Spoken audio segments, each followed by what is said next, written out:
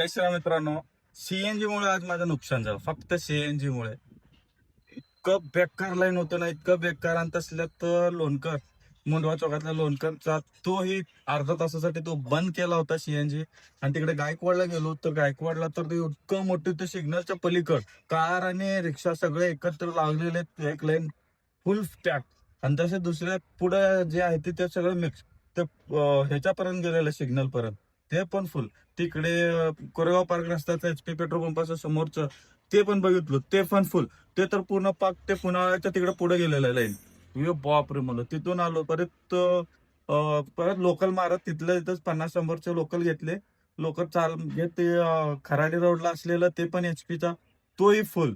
बाप रे, म्हणलं तो तर काय इकडं बाहेर लय डेंजर त्याची पण लाईन. हो, जिथं बघील तिथं सगळीकडे सीएनजी फुल. शेवटी शेवटी ह्याच्यापर्यंत आलो, आपलं लोणकर नगरच्या इथं झेड कॉर्नरला आमच्या साईडला. तर तिथं बघितलं तर तिथं सीएनजी संपलेला, तिथं गाडी नाही आहे. गाडी यायला अजून 1 तास म्हणलो. आणि त्यामध्ये किती 300 प्लसचं सोडलो. त्यानंतरच प्लस ह्याचं काय ते डायरेक्ट भोसरी MIDC बसली होती, ₹450. तेही सोडलं, सगळं सोडावं लागलं आणि सरळ घरी यावं लागलं.